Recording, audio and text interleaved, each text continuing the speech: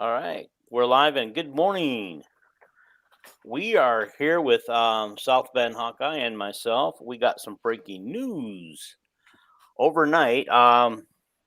We've learned that Kirk Ferentz and Budmayr, John Budmayr, are going to get 1 game suspensions because of recruiting violations and tampering with Cade McNamara before he went into the portal officially. So I don't have the details yet, but hopefully we'll get them from Kirk today when he has his news conference at 1:30 Central Time today. And I just want to say that I was in the middle of playing a hot rummy game with my wife last night when when Calvin, called, and so I dismissed his call with a message that I couldn't talk right now. And then he called back, and then I did the same thing, and then he called back a third time, and he says, I got some really important news. I go, well, tell me, what is the important news? And when he told me, I about dropped jaw. But he said that he couldn't give me any more details than that, and he refused to tell me what was going on. And he just said to go to the On3 website and start reading, and I would get my answers, and that way he wouldn't have to tell me. So I did. I did that. I went through it and made sure it was real. And when I saw Brad Heinrichs telling everybody about how upset he was over this bull crap, that I knew it was real because Brad wouldn't have said it if it wasn't real. And so we're going to talk a little bit about it, and here we go. I think one thing to take note is that it kind of slowly started to get leaked out on Twitter.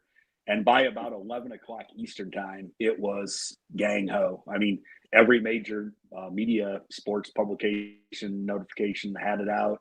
CBS HQ had an interview with David Eichels about it. I mean, so it pretty much it caught like a forest fire. It just started going. Right, I know it. It's just, and the sad thing about it is our local guy didn't confirm it. Our local beat writer Chad Lysico didn't confirm it until this morning when everybody else was confirming it already. And as you told me, I wasn't up that late, but at 2 o'clock in the morning, there started being emergency podcasts by everybody to inform this news. And oh yeah, and interesting enough, BTN, our sister station, who carries all Big Ten sports, has yet to break the news, and ESPN beat them to it. That is crazy to me. That's just crazy. Yeah, and so we hope to hear more about it. And I'm just wondering if Brad Heinrichs is involved in any way, shape, or form, because he had to seal the deal, and so your video went away. Are you aware of that? Yeah, there we go. You're back. There we go. I needed to take my earbuds out, so. Okay. But yeah, it's I think in Chad's defense, he probably was being a good journalist though and sports writer and wanted to truly have his facts confirmed before just jumping out, because I mean, it's always good to get a story out there, but if you mislead the public or misconstrue some stuff, it can be, you lose a lot of credibility. So I'll give Chad the benefit of the doubt that he just wanted to double check. So, but his buddy, that's what I was, that was my what I said too, is that he was double checking his sources and stuff. But Scott Dockerman broke it last night, and if he breaks it, it's usually correct. Yeah, I don't know who his sources are, but they're dang good.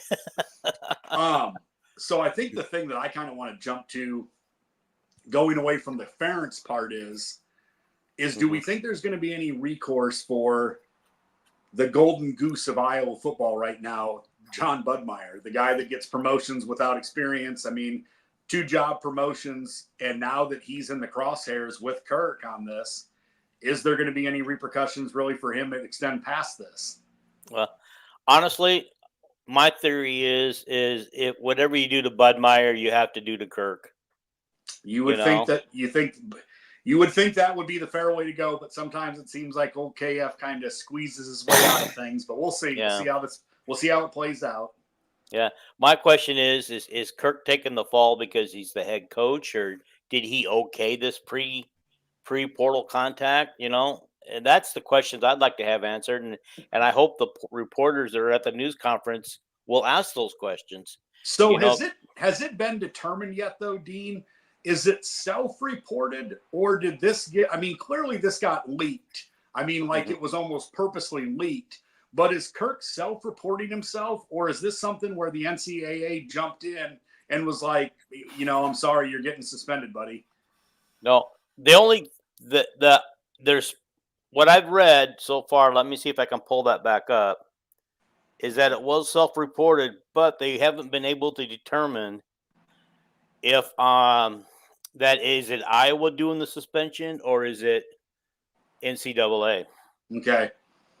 Okay. Not going to lie, I was kind of hoping that it was going to be a scandal involving Deacon Hill, not Cade McNamara.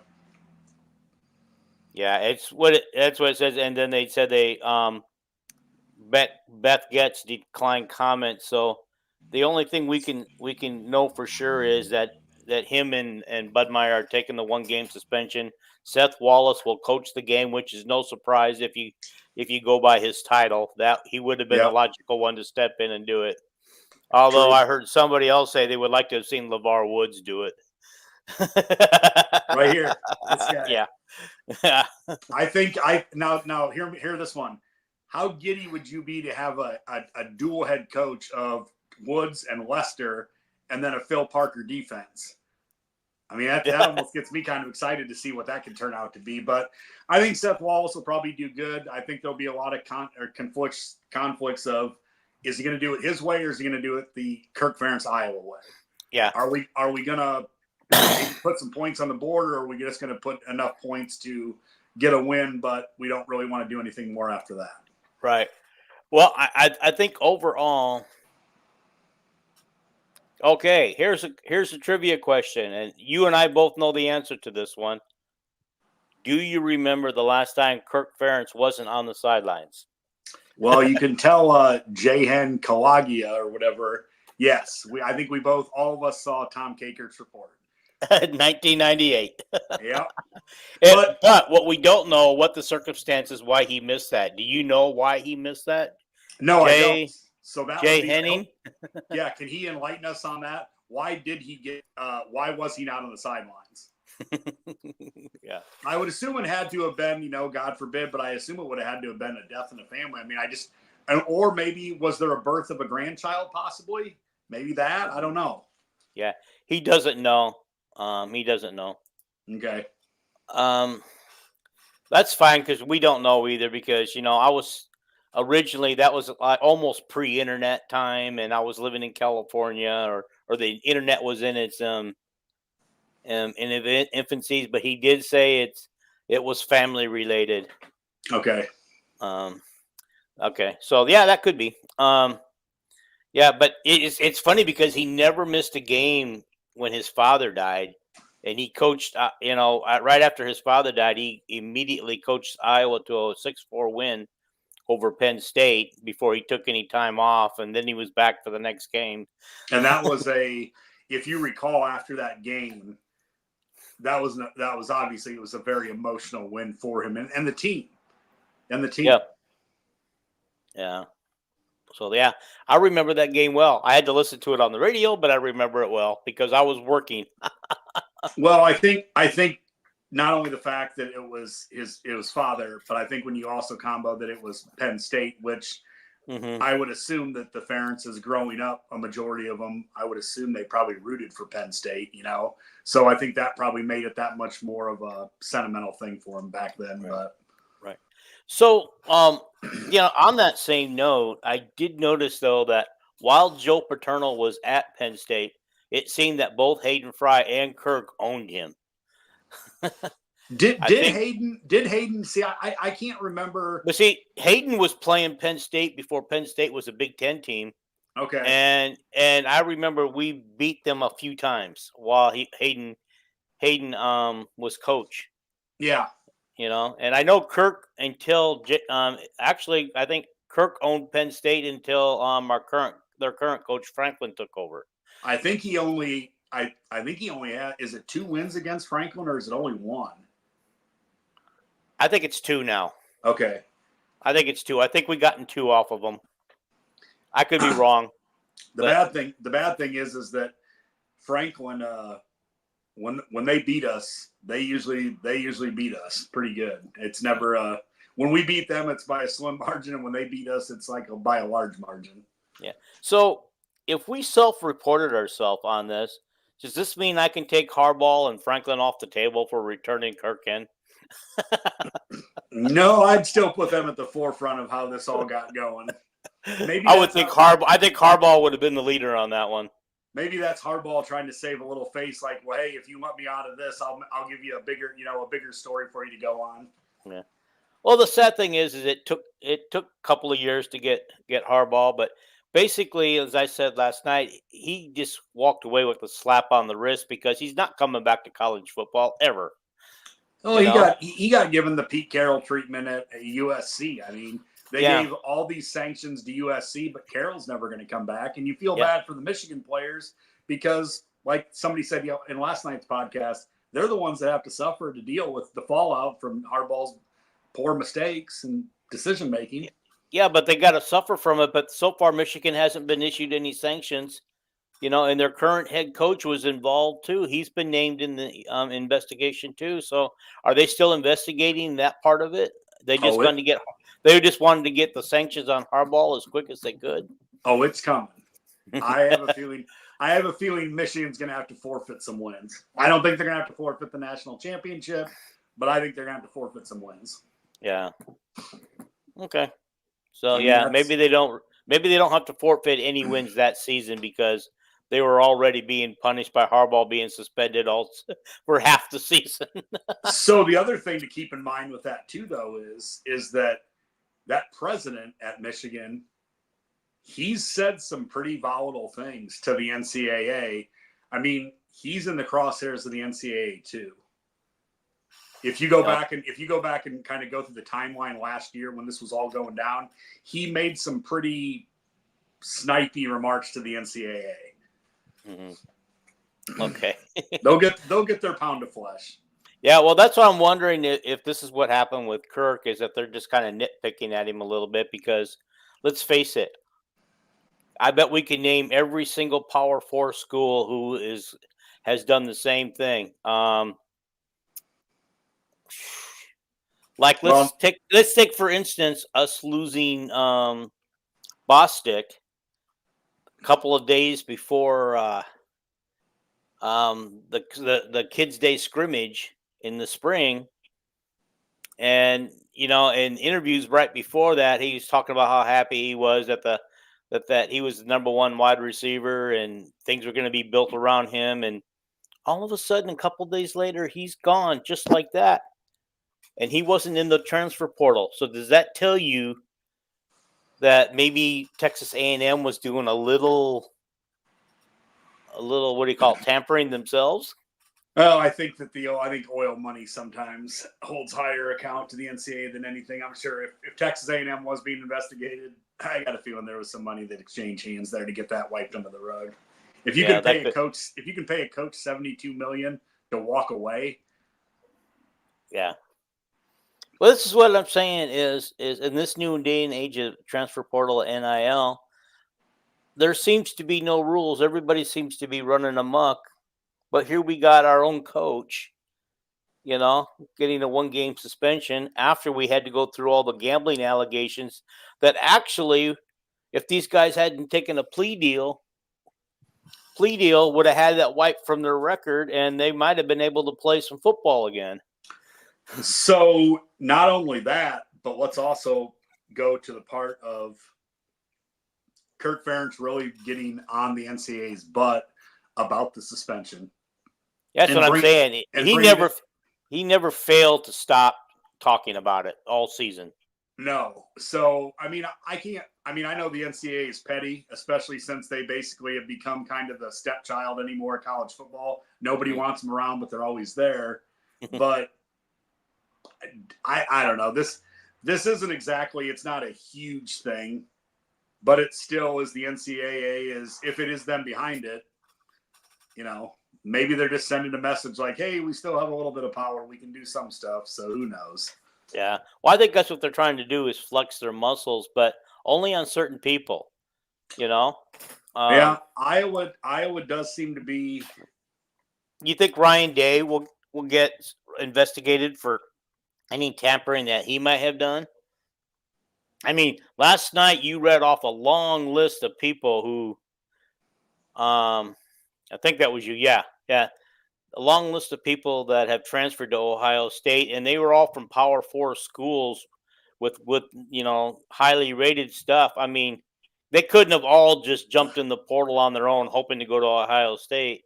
I No, mean, you're right, but I think it's more so is that it happens with all those programs. I think for every player that Alabama lost to Ohio State this last portal, Alabama will do the same thing either this year or maybe they did. I didn't look at Alabama's NIL acquirements, who they acquired, but I just have a feeling that to them, it's just swapping five-star guys. Yeah. Yeah. And I don't want, and like I said, I don't want to throw Brad Heinrichs under the bus because he's helped us secure a lot of people. And as we learned last night, Lucy Olson is the highest paid NIL player in Iowa. Yes. And so, we always thought it would be, we always thought it was Cade. Calvin fooled all three of us with that one. Kudos to Calvin. He wanted to see what we'd say if, because as he says, facts matter. And he wanted to make sure we had our facts correct. Well, that's why we were factual about all of our John Budmayr stuff yesterday. We made sure we had the facts. Yeah.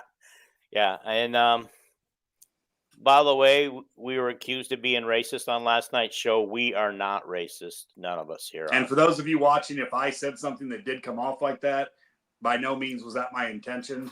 So we just want to yank that clear right now. But I thought last night's show was good. I mean, honestly, I didn't realize that 20 minutes after we ended that I'd get a message from you saying, I think that there's something going on with Kirk and Iowa and getting suspension.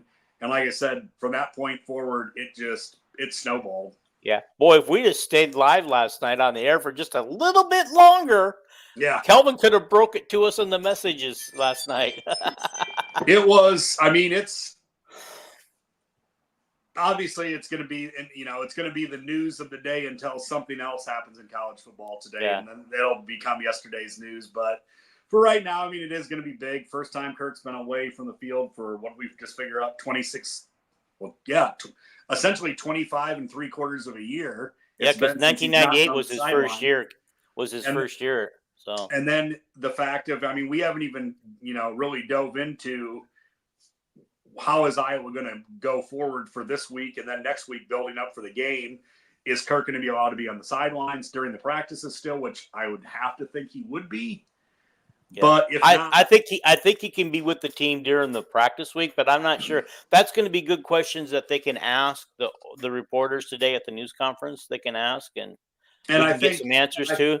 And I think obviously the players, they're going to rally around Kirk, knowing that it was kind of a witch hunt that the NCAA got. They got somebody to throw into the fire. So I think they're going to play hard. I think Wallace will probably devise a good game plan. I kind of hope Kirk actually uses this time away, though, maybe to, hey, kick back and watch some other college football games that Saturday.